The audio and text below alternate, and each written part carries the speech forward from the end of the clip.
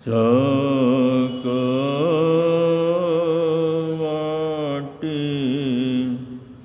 महिधियो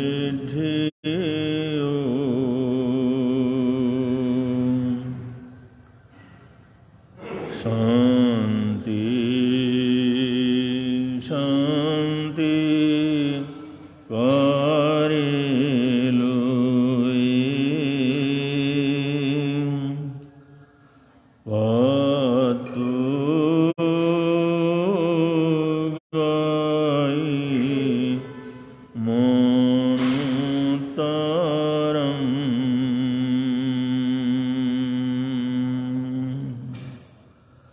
केवल रवि किरणों से जिनका संपूर्ण प्रकाशित है अंतर, उनकी वाणी में होता तत्वों का सुंदर तम दर्शन। सत्य दर्शन बोधाचरण पथ पर अविरल जो बढ़ते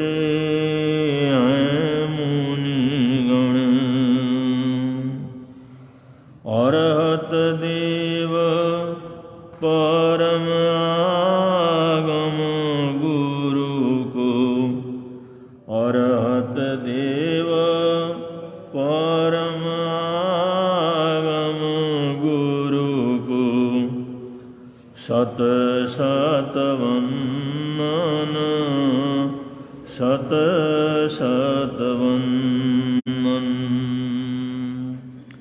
सत सत वंदन, सत सत वंदन।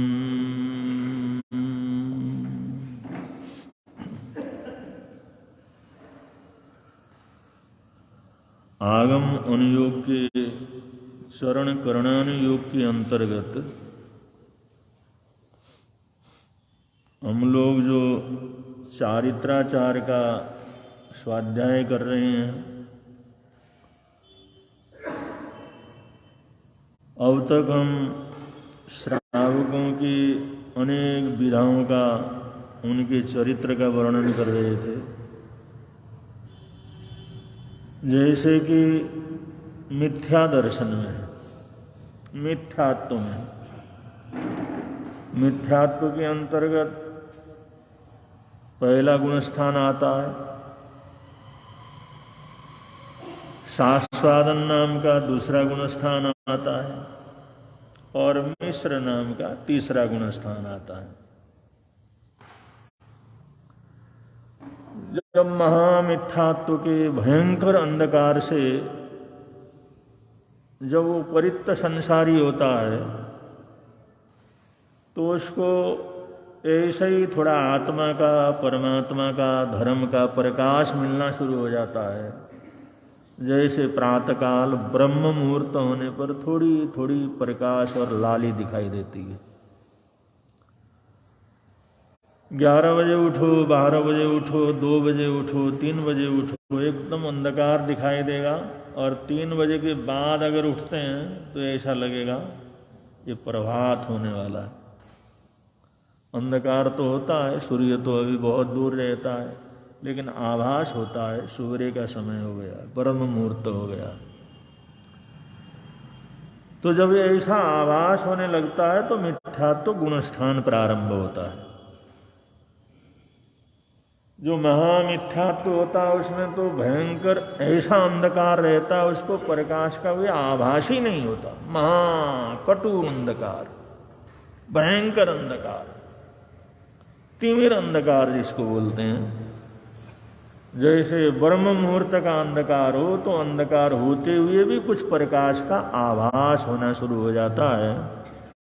उस अवस्था से मिथ्यात्व गुण स्थान, सास्वादन गुण स्थान और मिश्र गुण स्थान, ये स्थिति रहती जीवन के ब्रह्म मुहूर्त में, जब जागने की वेला होती है। जब उससे पहले ही जगता है तो उसकी आंखों के ऊपर बड़ा भार रहता है, बोझ रहता है। और 3 बजे के बाद अगर जगता है, पहले टाइम पर सोया हुआ हो, तो उसकी आंखें फ्रेश हो जाती हैं, एकदम ऐसा होता है भाई अब निंद्रा की कोई बात नहीं, कोई बोझ नहीं, एकदम जैसे उठे तो ऐसा फ्रेश महसूस हुआ। तो इस अवस्था को कहते हैं मिथ्यात्व गुण स्थान, सास्वादन गुण स्थान और मिश्र गुण स्थान। इस अवस्था के अंदर रहने वाले श्रावक और वो श्रावकों का चरित्र तो पहले भी हम बतला चुके हैं।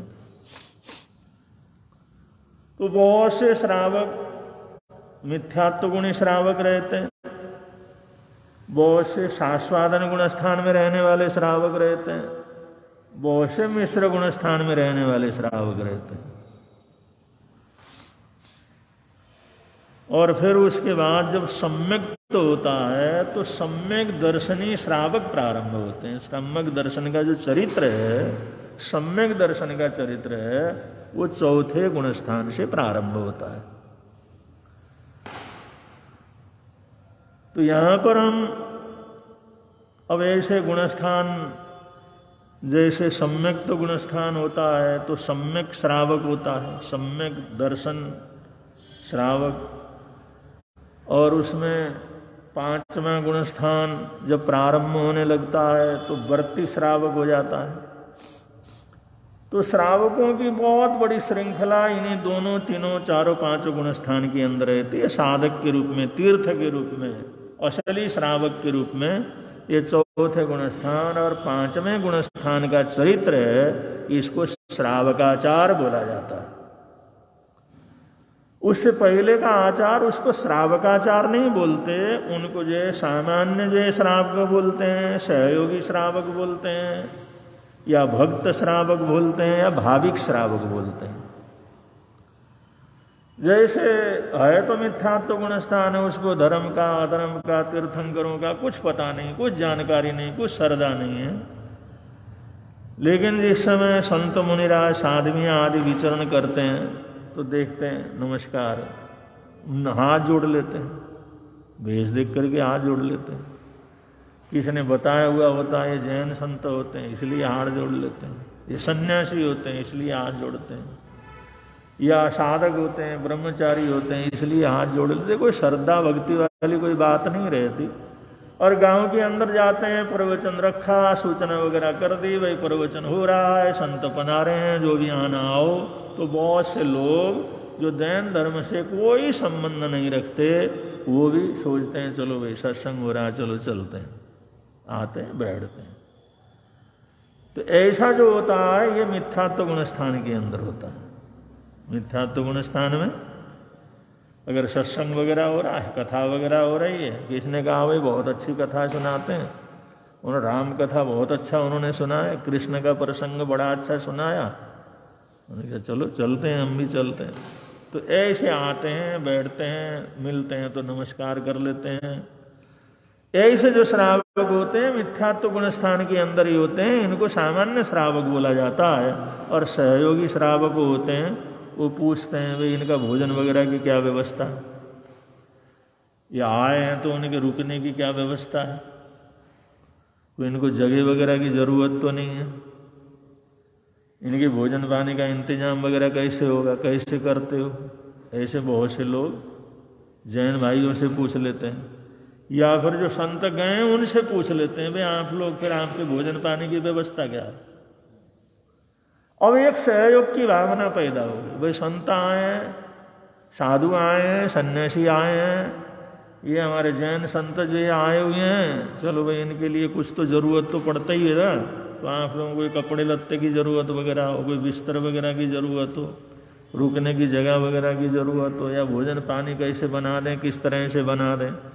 तो इस तरह से वो जिज्ञासा पैदा करते हैं भाई इनके रुकने व्यवस्था, खाने पीने रहने की व्यवस्था बराबर हुई या नहीं हुई। तो फिर वो बताते हैं, तो संत बतलाते हैं ऐसे बिल्कुल खाली जगह वगैरह हो, खाली मकान हो, धर्मशाला हो, मंदिर वगैरह हो, जहाँ पर पशु स्त्रियाँ वगैरह रात को नहीं रहती हों, वहाँ पर हम रुक जाते हैं। तो ऐसी व्यवस्था कर देते हैं।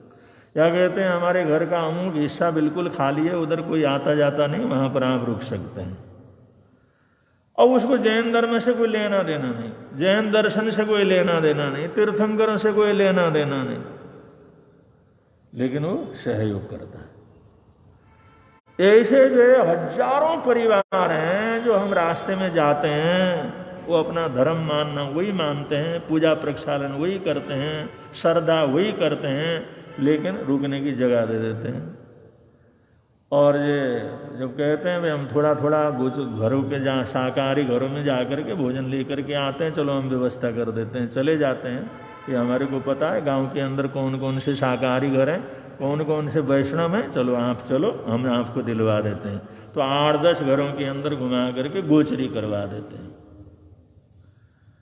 वो पूछते हैं भाई हमने सत्संग करना हो तो उसकी व्यवस्था कर देते हैं। तो ये सहयोगी श्रावक, ये तो होते तो मिथ्यात्व गुण स्थान में ही है, लेकिन सहयोगी श्रावक है। ऐसे श्रावकों की बहुत कर्मों की निर्जरा होती है, पुण्यवानी बढ़ती है, पुण्यानुबंधी पुण्य की परिवृद्धि होती है, एक जीवन के अंदर इंसानियत बढ़ती है, मानवता बढ़ती है, संभाव की भावना बढ़ती है, जो सामान्य श्रावक है और सहयोगी श्रावक है। और कुछ लोग भक्त श्रावक होते हैं। भाई वहाँ पर जैसे गए, किसी ने कहा भाई संत आए हुए हैं, तुम्हारे को तकलीफ है, जा करके उनसे पूछ लो। और उनने मंगल पाठ वगैरह सुना दिया, आशीर्वाद वगैरह दे दिया, चलो भाई ये जाप वगैरह तुम कर लो, ये कर दिया, आशीर्वाद दे दिया, अगले का काम हो गया, अगले का उसकी श्रद्धा हो गई। अरे भाई ये तो अपना बड़ा परेशानी का काम था, हो ही नहीं रहा था, महाराज आए, उनका आशीर्वाद लिया तो हमारा काम हो गया इसमें। तो उस साधु के प्रति उनकी श्रद्धा हो जाती है, उनका इनके दर्शन करते रहेंगे, इनके पास आते रहेंगे, उनकी सेवा करेंगे, उनकी पूछताछ करेंगे, क्योंकि उनसे वो जुड़ गए हैं। लेकिन दूसरे संतों से कोई लेना देना उनका नहीं होता। जैसे जैन ही संत हैं, जैन साधवियाँ हैं, वो जिनसे वो प्रभावित हुए हैं, जिनसे उनका काम हुआ है, जिनके स्वार्थ की पूर्ति हुई है, इच्छा की परिपूर्ति हुई है, उनकी परेशानी दूर हो गई है, उनके प्रति वो क्या कर जाते हैं, इसको भक्त श्रावक कहते हैं। भाई एक तो उसका भक्त है, भाई ये तो फलानों का भक्त है। तो कहते हैं ना वो संत आएंगे तो ये आएंगे, वरना तो ये आते जाते नहीं। वो भक्त श्रावक रहते हैं। भाई वो पूछ लेते हैं कौन से संत आए हैं, फलाने आए, अरे वो तो हमारे गुरु जी आएंगे, उसके अंदर तो सब आएंगे। लेकिन दूसरा कोई भी हो, तपस्वी हो, बड़ा हो, छोटा हो, अच्छा हो, बुरा, उनका कोई लेना देना नहीं। ये भक्त श्रावक किसी एक संत से जो है जुड़े हुए क्या करते हैं, रहते हैं। एक साधवी है, एक संत है, या एक संत परिवार से सिर्फ उससे जुड़े हुए होते हैं, और फकर से कहते हैं हम तो वहाँ जाते हैं और कहीं नहीं जाते, हमारा कुछ लेना देना नहीं, हम तो कहीं नहीं जाते, कहीं दर्शन नहीं करते, उनसे हम जुड़े हुए हैं। तो इस तरह से ये जो है उन लोगों का कर रहा हूँ जो जैन धर्म से बिल्कुल अलग ही है, मिथ्यात्व गुणस्थान के अंदर है, लेकिन इस वजह से जुड़े हैं, तो भक्त श्रावक क्या करते हैं, कहलाते हैं। और चौथे प्रकार के भाविक श्रावक होते हैं। भाविक श्रावक का मतलब एक बार धर्म से जुड़ गए, उनको विशेष जानकारी तो नहीं है, लेकिन हर संत के प्रति वैसी भावना रखते हैं, हर किसी के पास जाते आते हैं, ऐसी भावना वो रखते हैं, ऐसे भाविक श्रावक होते हैं। तो ऐसे ये सब जो मिथ्यात्व गुणस्थान के अंतर्गत, शास्वादन गुणस्थान के अंतर्गत, मिश्र गुणस्थान के अंतर्गत होते हुए भी, सम्यक्त्व की प्राप्ति होने से पहले भी ये 4 प्रकार के श्रावकों का चरित्र क्या करता रहता। ये लोग भी बड़े भाग्यशाली गुणशाली होते हैं, के अंदर साधु संतों की सेवा कर लेते हैं। बड़ी जरूरत हो ऐसे समय के अंदर सेवा कर लेते हैं। जब कोई पूछने वाला नहीं है, वहां पर पूछ करके सेवा करते हैं, तो उनकी पुण्यमानी भी बहुत बढ़ती। वो भी बड़े भाग्यशाली पुण्यशाली होते हैं। हो गया। आगे चल करके पुण्यानुबंधी का जो वीतराग भगवंतों को अपना गुरु अपना देव समझता है, जो उस रास्ते के ऊपर चलने वाले हैं उनको गुरु के रूप में आराधना करता है, जो तीर्थंकरों ने बतलाया उसी को धर्म मानता है, ऐसी गहरी श्रद्धा अंदर से जब पैदा हो जाती है तो इस अवस्था को कहते हैं सम्यक्ति श्रावक। और ये सम्यक का अर्थ करने के बाद जैसे सत्संग करता है, आता है जाता है, पढ़ता है, स्वाध्याय करता है, प्रसंग सुनता है, तो उसके मन के अंदर कुछ त्याग पछखान करने की भावना, चलो कुछ न कुछ त्याग पछखान करना चाहिए, कुछ न कुछ छोड़ना चाहिए, कुछ न कुछ बुराइयों को त्यागना चाहिए। तो ये जो त्याग पछखान करने की प्रवृत्ति जब शुरू हो जाती है तो वहाँ से 5वां गुणस्थान शुरू हो जाता है। अब ये गुणस्थान बहुत बड़े हैं, 1 गुणा गुणस्थान, 2 गुणा गुणस्थान, 3 गुणा 5वां गुणस्थान, 4 गुणा 5वां गुणस्थान, ऐसे करते करते 1000, 2000, 4000, 5000 ऐसे इसके बढ़ते चले जाते हैं। एक ही गुणस्थान में बहुत भेद होते हैं, क्योंकि जितने श्रावक लाखों करोड़ों जितने भी श्रावक हैं श्राविकाएं वो सब 4थे और 5वें गुणस्थान के अंदर ही आते हैं, और व्रत धारण करने वाले सारे 5वें गुणस्थान में आते हैं, लेकिन एक से तो होते नहीं, एक से तो होते नहीं, उसमें कुछ न कुछ अंतर तो रहता ही। लेकिन ये सब जो श्रावक इसके अंतर्गत आते हैं, फिर आगे आगे धीरे धीरे इनकी प्रवृत्ति बढ़ती चली जाती है, फिर सम्यक्ति श्रावक होते हैं, उसके बाद जो निर्व्यसनी श्रावक होते हैं, जो 7 कुव्यसनों का हमेशा के लिए प्रत्याख्यान कर लेते हैं, भाई कुछ भी हो जाएगा हम इन कुव्यसनों का सेवन नहीं करेंगे। फिर शिक्षावर्ती श्रावक होते हैं, जो 4 शिक्षावर्तों को समझते हैं, उनका अभ्यास करना प्रारंभ करते हैं। फिर अणुवर्ती श्रावक होते हैं, जिसका प्रसंग आज शुरू करने का करने जा रहे हैं। अणुवर्ती श्रावक, अणुवर्ती श्रावक का मतलब जिसने अणुवर्तों को अंगीकार किया, 1 वर्त को अंगीकार करे, 2 को करे, 3 को करे, 4 को करे, 5 को करे, और 5वां जो पूरा अणुवर्ती श्रावक होता है। वरना 1 अणुवर्त को धारण करने वाला, कोई 2 अणुवर्तों को धारण करने वाला, कोई 3 अणुवर्तों को धारण करने वाला, कोई 4 को धारण करने वाला, कोई 5 को धारण करने वाला, कोई सर्व अणुवर्तों को धारण करने वाला, ऐसे इसके भी अलग अलग अलग अलग कैटेगरियाँ उसके रहते हैं। तो ये जो अणुवर्ती श्रावक के अंतर्गत जो आते हैं, सम्यक्तों के बाद ये साधना शुरू होती है। शास्त्रकार कहते हैं सबसे पहला अणुवर्त है अहिंसा अणुवर्त, सबसे पहला है अहिंसा अणुवर्त। प्राणातिपात विरमण अणुवर्त, प्राणातिपात जो लोग जिसको अहिंसा बोलते हैं, जैन शास्त्रों के अंदर उसको अहिंसा प्राणातिपात विरमणन बोला जाता है। प्राणातिपात विरमणन मैंने कहा प्राणों का अतिपात करने का जिसने पछखान ले लिया, जो किसी के प्राणों का अतिपात नहीं करता है, किसी के प्राणों को तकलीफ नहीं देता है, किसी के प्राणों को नुकसान नहीं पहुंचाता है, उसको क्या कहते हैं? प्राणातिपात विरमणन। ये पहला जो व्रत होता है जिसको अहिंसा अणुवर्ती कहते हैं, उसको शास्त्रीय भाषा के अंदर स्थूल प्राणातिपात विरमणन व्रत कह करके उसको पूरा किया जाता है। क्योंकि जो है आत्मा तो अकाट्य है, आत्मा को तो कोई काट नहीं सकता, आत्मा की तो कोई हिंसा नहीं कर सकता, आत्मा को कोई नष्ट नहीं कर सकता, आत्मा को कोई जला नहीं सकता, आत्मा को कोई उड़ा नहीं सकता, आत्मा को कोई फूंक नहीं सकता। आत्मा तो अजर अमर है, आत्मा का तो कोई वो कर नहीं सकता। लेकिन जो आत्मा में जो आत्मा के साथ जो है अजीब तत्व का जो प्रवेश हुआ है, उसकी वजह से उसको जो प्राण मिले हैं 10 प्रकार के प्राण, क्यों 10 प्रकार के प्राणों के सहारे हम लोग जीते हैं।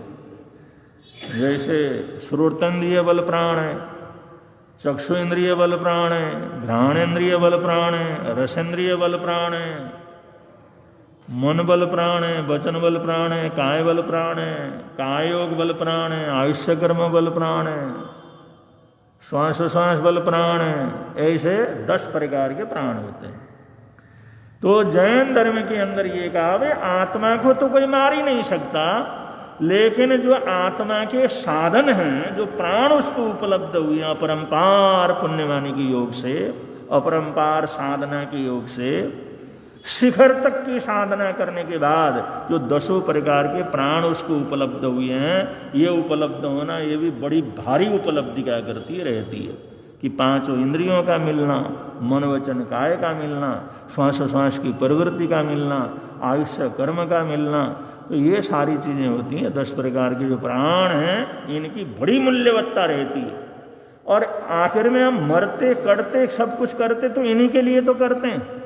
मेरा शरीर नुकसान न हो जाए, मेरे आँखों को नुकसान न हो जाए, मेरे कानों को नुकसान नहीं हो जाए, मेरे मुंह को नुकसान न हो जाए, मेरे हाथ पैरों को नुकसान नहीं हो जाए। हम रात दिन जो चिंता करते हैं किसकी, आत्मा की तो कोई चिंता करता ही नहीं।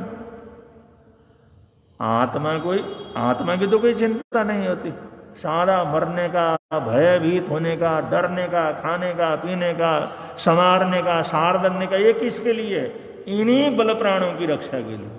कहीं मेरा आयुष्य बल प्राण न टूट जाए, कहीं ऐसा न हो जाए ऑक्सीजन न मिल करके कहीं मरने की नौबत न आ जाए, कहीं मेरी आंखों को तकलीफ न हो, कानों को तकलीफ न हो, मेरे शरीर को तकलीफ न हो, मेरे मन प्राणों को वो चिंतन करने की ताकत उसको तकलीफ न हो, भाषा की शक्ति मेरी समाप्त न हो जाए। यही तो सबसे बड़ा डर है, यही तो भय है। और ये मौत इन्हीं को तो नष्ट करता है। मौत भी क्या करता है? आत्मा को तो नष्ट नहीं कर सकता। मौत भी आत्मा को तो खा नहीं सकता, आत्मा को तो कुछ नहीं कर सकता, लेकिन वो सारा हमारे प्राणों का ही तो नाश करता है। मौत आता है तो करता क्या? मौत ऐसा तो आत्मा को तो नष्ट, आत्मा तो हमारी पता नहीं पहले भी अनंता समय पहले भी हमारी आत्मा थी। पता नहीं कहाँ कहाँ जन्म लेती रही, कहाँ कहाँ हम किस किस रूप में जाते आते रहे। हो सकता है हम जब भगवान महावीर स्वामी हो उस समय यहाँ पर मौजूद हो, आदिनाथ भगवान हो उस समय मौजूद हो, उससे पहले उस समय मौजूद हो, पता नहीं कहाँ कहाँ। जब तो हमारे को जब जाति स्मरण ज्ञान होता है तब पता लगता है अरे अरे इतनी जगह पर हम घूम करके आए। जब जाति स्मरण ज्ञान होता है तो अरे मेरा तो सिर्फ शरीर बदला है, मैं तो वही क्या वही हूँ, पहले वहां था, फिर वहां था, फिर वहां था, फिर वहां था, वहां ये कर लिया, वहां ये कर लिया, वहां ये कर लिया, वहां के कर लिया, और वहां से ऐसे चला, वहां से ऐसे आया। वो सारा राम कहानी, वो सारी जीवन की, किसी की 5 भव की, किसी की 10 भव की, किसी की 50 भव की, किसी की 100 भव की। जितना बड़ा जाति स्मरण ज्ञान होता है उतने उनको जो है वो जन्म का पता लग जाता है।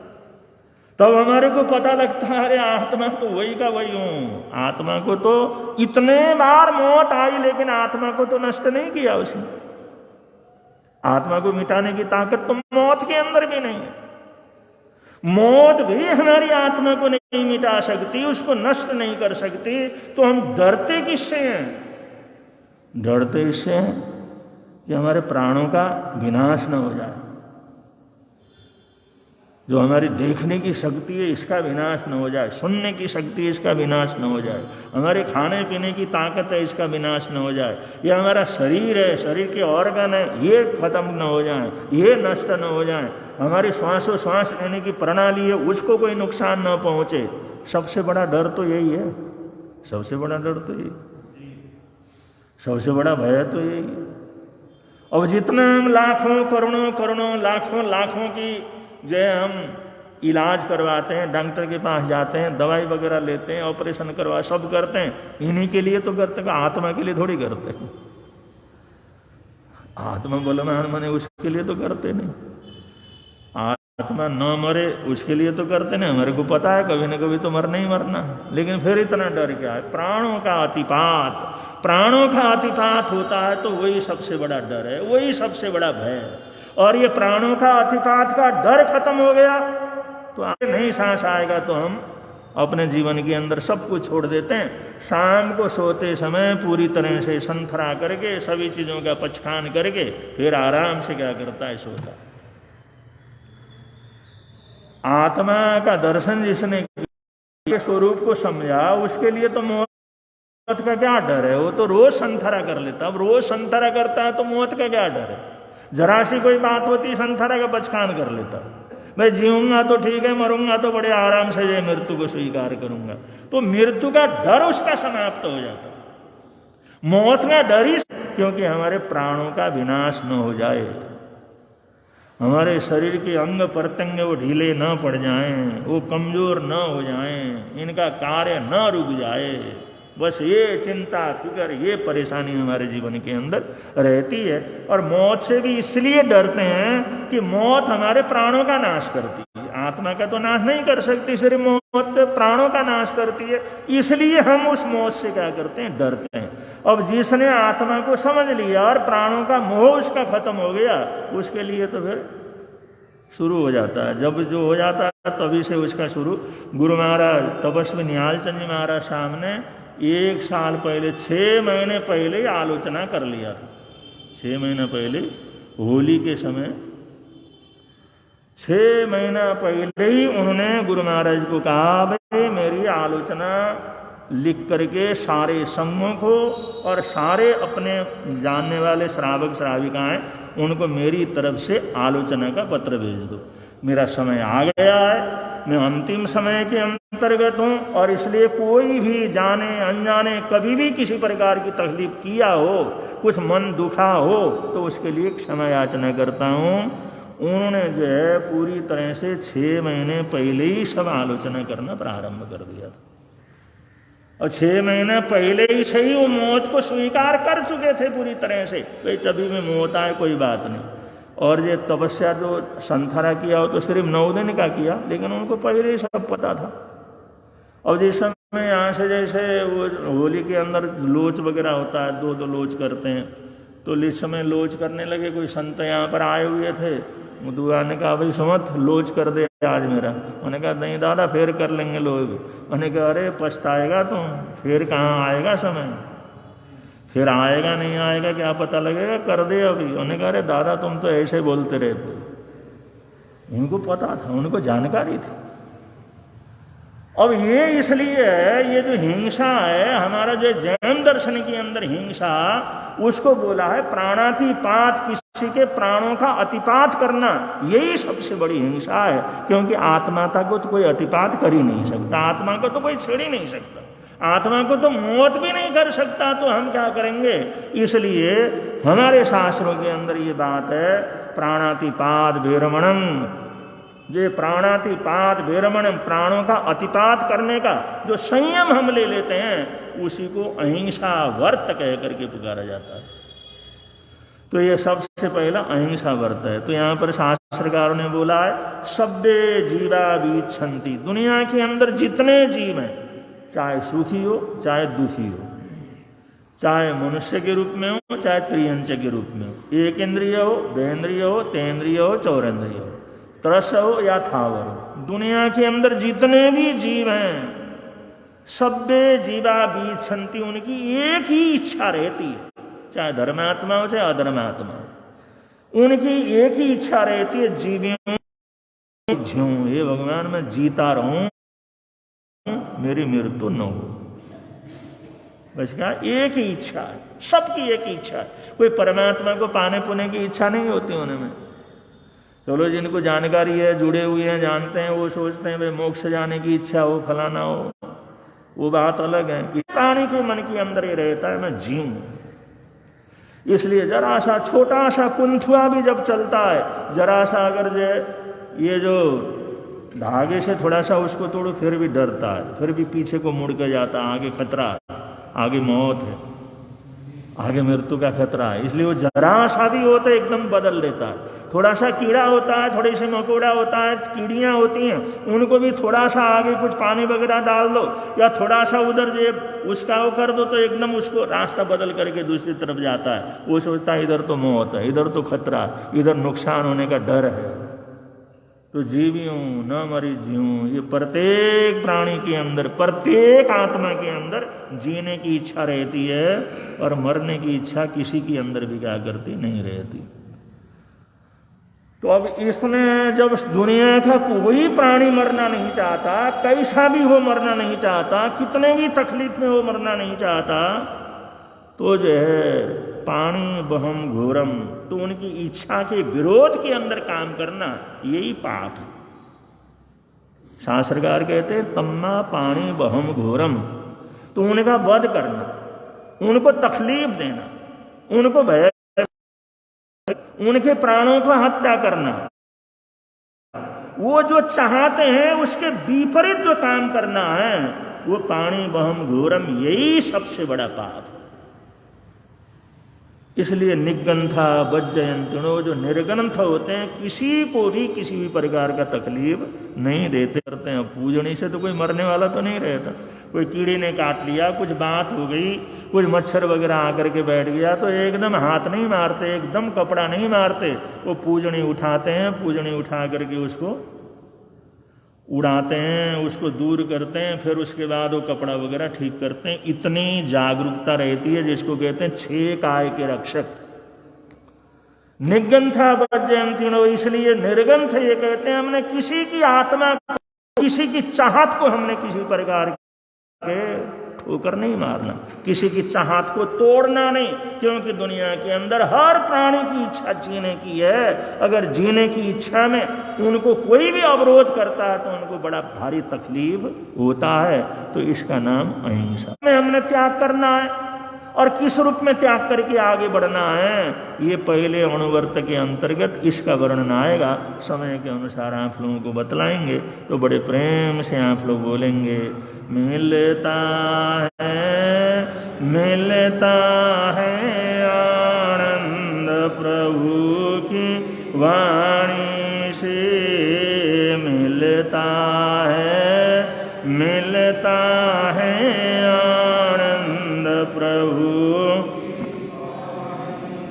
धर्म लगता प्यारा प्यारा, धर्म लगता प्यारा, पापों की वह बहती धारा, पापों की वह बहती हो जाती है बंद प्रभु की वाणी से, हो जाती है बंद प्रभु की वाणी से। मिलता है आनंद प्रभु। आज का प्रत्याख्यान अपने अपने मन धारण के अनुसार, जिसने भी जो पचखान करना हो आप लोगों की अपने अपने मन धारण के अनुसार पचखान अर्यंत सिद्ध विशांशा तस्वंते परिकोण त्याग वो सरे। आज का जाप है श्री संभवनाथ भगवान को वंदन बारंबार, श्री संभवनाथ भगवान को वंदन बारंबार, श्री संभवनाथ भगवान को वंदन बारंबार, श्री संभवनाथ भगवान को वंदन। आने वाले 5 तारीख को इंद्रपुरी दिल्ली में महासती परिवर्तनी सरिता जी महाराज साहब के पास दीक्षा महोत्सव का आयोजन है। और उस दीक्षा महोत्सव में सम्मिलित होने के लिए महासती जी महाराज बहुत आग्रह से और वहाँ के संघ के आग्रह से नमकार साधक पंडित विचक्षण मुनि जी महाराज साहब ठाणे 6 से इंद्रपुरी दिल्ली के अंदर जो पधार चुके हैं और वो दीक्षा के कार्यक्रम में वहाँ पर सम्मिलित होंगे। वहाँ से सूचना आई है, जो भी भाई बहन उस दीक्षा महोत्सव के अंदर जाना चाहें तो समय निकाल करके अपनी इच्छा के अनुसार उस कार्यक्रम के अंदर सम्मिलित हो सकते हैं। और भी साधु साधियाँ वहाँ पर एकत्रित हो रही हैं। अब संघ की तरफ से सूचनाएं हैं, सूचनाओं के बाद मंगल पाठ।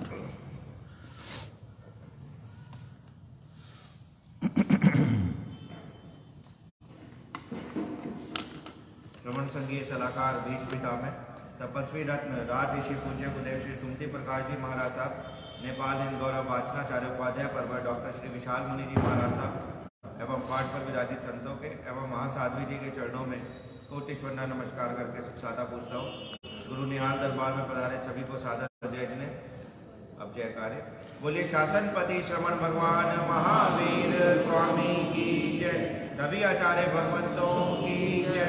वर्तमान आचार्य सम्राट डॉक्टर शिव मुनि जी महाराज की जय। घोर तपस्वी स्वामी श्री निहाल चंद जी महाराज की जय। दादा गुरुदेव स्वामी श्री खूबचंद जी महाराज की जय। संघ संरक्षक स्वामी श्री फूलचंद जी महाराज की जय। देवलोकगामी उत्तर भारतीय प्रवर्तक गुरुदेव श्री शांति स्वरूप जी महाराज की जय। पंडित रत्न उपाध्याय श्री हेमचंद जी महाराज की जय। श्रवण संगीत सलाहकार भीष्म पितामह तपस्वी रत्न राजऋषि पूज्य गुरुदेव श्री सुमति प्रकाश जी महाराज की जय। नेपाल हिंद गौरव वाचनाचार्य उपाध्याय परवर डॉक्टर श्री विशाल मुनि जी महाराज की जय। उत्तर भारतीय प्रवर्तक राष्ट्र संत श्री आशीष मुनि जी महाराज की जय। नवकार मन साधक पंडित श्री विचक्षण मुनि जी महाराज की जय। संथारा साधिका महासाध्वी श्री सुमन कुमारी जी महाराज की जय। उप पर्वतनी महासाध्वी श्री सरिता जी महाराज की जय। सब साधु साध्वियों की जय। जैन धर्म की जय। श्रवण संघ की जय। आज के आनंद की जय। श्री चत्तारि मंगलम अर्यंता मंगलम सिद्धा मंगलम साहू मंगलम केवली पुनतो धम्मो मंगलम। चत्तारि लोकोत्तम अर्यंता लोकोत्तम सिद्धा लोकोत्तम साहू लोकोत्तम केवली पुनतो धम्मो लोकोत्तमो। चत्तारि शरणं प्रवज्यामि अर्यन्ते शरणं प्रवज्यामि सिद्धे शरणं प्रवज्यामि साहू शरणं प्रवज्यामि केवली पुनोत्तम धम्मं शरणं प्रवज्यामि। ये चार शरण दुख हरण जगत में और न शरण कोई होगा। जो भव प्राणी करे आराधन उसका अजर अमर पद होगा। उसका सदा